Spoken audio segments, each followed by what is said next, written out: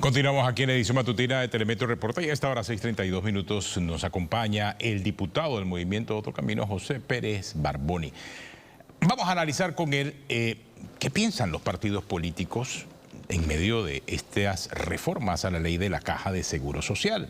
Nos ha hablado ya diputados de la bancada Vamos, nos dicen que ellos están trabajando una iniciativa también para presentarla a la Comisión de Salud, que es donde se realmente van a discutir todos los elementos relacionados con este proyecto de ley. Pero el diputado José Pérez Barboni, que nos acompaña esta mañana, representa el Movimiento Otro Camino. Y quisiéramos saber también, diputado, usted también es muy joven, ¿qué han pensado con relación a este proyecto de ley de la Caja de Seguro Social? Buenos días. Buenos días, Atenógenes. Buenos días, Dorcas. Buenos días a todos los televidentes. Sin duda alguna es quizás la discusión más importante que vamos a tener en este quinquenio, porque trata la seguridad social, trata las jubilaciones y tener o pensar tener un sistema de salud digno con el tema de la Caja de Seguro Social. Nuestro presidente del partido, el señor Ricardo Lombana, se ha manifestado ya en varias ocasiones sobre qué está haciendo el Movimiento Otro Camino. También estamos trabajando propuestas, nos hemos reunido con expertos en materia de economía, en materia de seguridad social, en materia actuarial, entre esos, por ejemplo, el señor Ernesto Bazán, con quien tuve la oportunidad de compartir mucho tiempo, discusiones previas antes de que empezaran las sesiones en el primer debate de la Comisión de Salud. ¿Qué es la realidad que nosotros hemos encontrado en todo este análisis? Que, por ejemplo, nunca más podemos aspirar a tener un sistema piramidal. Es insostenible, con la natalidad que tenemos actualmente y los números, poder aspirar a tener un sistema como el que se planteó en el origen de la Caja de Seguro Social. La natalidad, por ejemplo, en el año 1960 era de 41 nacimientos nuevos por cada 1000 habitantes. En el año 2022 era de 17 por cada 1000 habitantes. Y este tipo de estadísticas, entre otras, demuestran, por ejemplo, que el sistema ha caducado, como lo conocíamos, por ejemplo, en el modelo de beneficio definido o solidario, como se conoce popularmente. Este nuevo sistema representa de alguna forma u otra un sistema mixto. Pero, ¿qué es lo que a mí me duele particularmente? Y lo digo sin ningún tipo de reserva, porque creo que el Ejecutivo ha hecho muy bien en tener la discusión, pero no podemos tener una discusión con el mínimo de esfuerzo. Tenemos que tener una discusión que realmente contemple a todos. Y la clase media es la que más sufre este proyecto de ley en la modalidad que se encuentra en estos momentos. ¿Por qué? Porque esto desincentiva o desmotiva al emprendedor. Eso de que, por ejemplo, el independiente tenga que dar un 4.5% más de aporte es totalmente ilógico si queremos tener un país donde el emprendimiento y donde las personas puedan salir de la informalidad. Esto promueve a que la persona se quede en la informalidad. Un 4.5% que afecte directamente a la clase media. Yo creo que después de tener reuniones, por ejemplo, con el señor Bazán, me di cuenta que habían otras alternativas que también el Ejecutivo pudo haber analizado. Entre esas, y la digo muy brevemente, era el centavo por cada $10 en transferencias bancarias, que iba a representar, si le quitábamos un centavo por cada transferencia bancaria que superara los $10 a las personas, se podía ir a un fondo que iba a representar $500 millones al año, que podía entonces complementarse con los $966 millones que el presidente y el equipo de trabajo del Ejecutivo han mencionado, para, por ejemplo, aligerar esa paramétrica que habla de aumentarle al independiente 4.5%. Es verdad, estamos en un país donde las medidas paramétricas, por ejemplo, de la edad de jubilación, quizás se han quedado un poco atrasadas en comparación con otros países, pero no por eso significa que el golpe que ahora hemos visto que se da debido a baja recaudación. El presidente inclusive dijo que hay $1.500 millones que no se recaudan en ITBMS. Hemos escuchado también que hay una lista de morosos que va entre los 200 millones y 300 millones de dólares. O sea, hay métodos que no hemos utilizado para poder lograr recaudar lo suficiente y tener una caja de seguro social con finanzas saludables. Las corridas llegan a la Comisión de Salud el día de ayer o antes de ayer para poder informar un poco más a estos comisionados que están trabajando en los parámetros. Pero el Movimiento Otro Camino ha tenido claro desde el principio que hemos podido quizás evaluar otras posibilidades. Entre esas, por ejemplo, no darle tanto poder al director de la Caja del Seguro Social como lo hace este proyecto de ley número 163. Diputado, entonces ustedes ya tienen una lista de algunas alternativas o ajustes tal vez que se le puedan hacer a esta ley. ¿Ya Moca cuenta con ese documento en blanco y negro? Bueno, es correcto. Al igual que el proyecto de ley 163, tenemos un documento que no está escrito en piedra, que de hecho hasta el día de hoy o mañana, tanto la diputada Grace Hernández como el diputado Ernesto Cedeño van a terminar de agregarle también sus recomendaciones, pero con mi equipo de trabajo hemos presentado también recomendaciones que deben ser analizadas para poder presentarse posteriormente, tanto en el primer debate o el segundo debate, donde sea la oportunidad pertinente. Pero sí creemos también que la OIT, que es la Organización Internacional del Trabajo, ha tenido muchas recomendaciones que podemos involucrar. De hecho, Panamá no ha ratificado el convenio 102 de la OIT, que habla sobre la seguridad social digna y de cómo tenemos que nosotros implementar ciertas medidas, entre esas inclusive seguros por desempleo, otro tipo de formas de manejar las cuentas individuales con capitalización.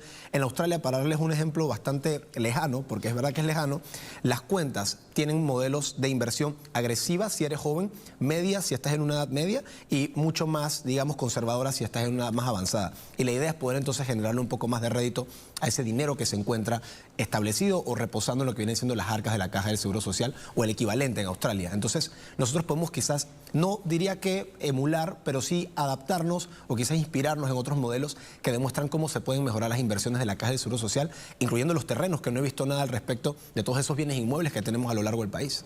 Ahora, ¿qué piensan de la edad de jubilación? Bueno, lo de la edad de jubilación es lastimosamente una consecuencia del pésimo manejo que ha tenido la Caja del Seguro Social.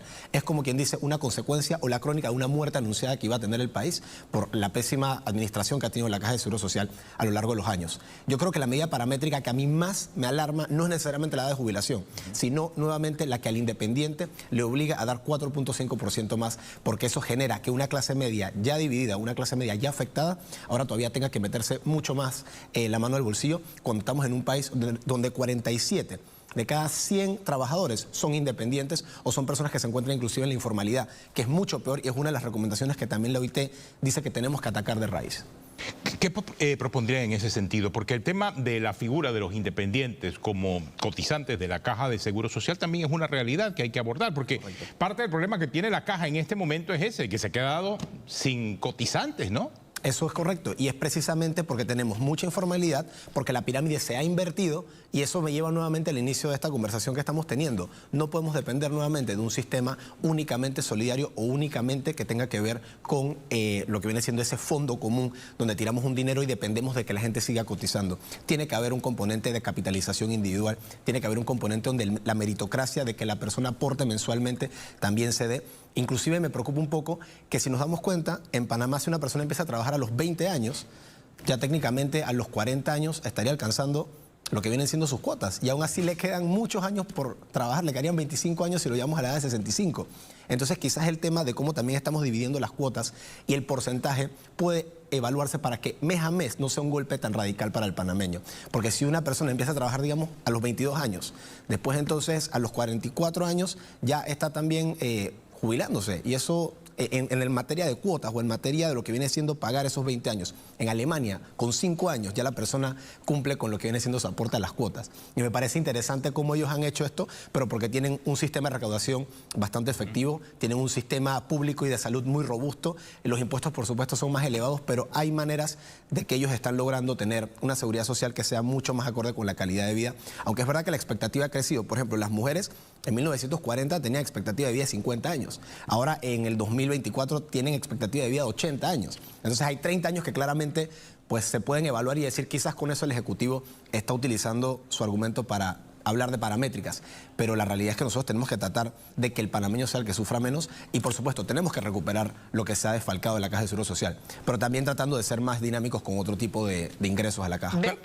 Sí, disculpe, Dorcas. Veo que ven con cautela el tema de los poderes que pudiese tener el director de la Caja del Seguro Social. Esto lo hemos visto con independientes, lo vemos también con preocupación el tema de los partidos políticos. ¿Qué ve Moca específicamente ahí? Bueno, nosotros principalmente tenemos la preocupación sobre cómo el director de la Caja del Seguro Social puede manejar, por ejemplo, a discreción el envío de fondos de la Caja del Seguro Social a lo que vienen siendo empresas de capitalización privada. Nosotros no podemos permitir que el panameño tenga la percepción ni que se le dé la oportunidad a la Caja del Seguro Social de depender o de poder depender en su totalidad de este tipo de empresas de capitalización privada, porque eso pone en riesgo verdaderamente toda la seguridad social de los panameños. Es casi un equivalente como que en El Salvador inviertan todo el dinero en el Bitcoin y tengamos ese tipo de inseguridades con lo que vienen siendo manejos financieros. Por eso yo sí creo que tiene que haber un poco de balance en qué puede hacer el director.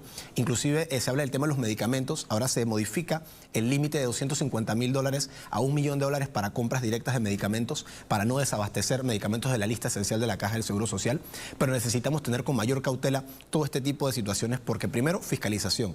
Segundo, no podemos permitir que por un mal manejo, por una mala estrategia, después entonces la seguridad social de los panameños quede totalmente ubicada ubicada en un ente privado que la gente directamente relaciona con la banca y un manejo que puede ser no necesariamente tan cauteloso como el de la Caja del Seguro Social directamente. Inclusive me pareció leer en algunas de las 90 páginas del proyecto 163 que el director de la Caja del Seguro Social podría inclusive intervenir en el tema de las becas o de entregar becas. Eso no tiene ningún tipo de lógica, es un retroceso en materia de meritocracia y de a quién le estamos otorgando beneficios que no tienen nada que ver con la Caja del Seguro Social.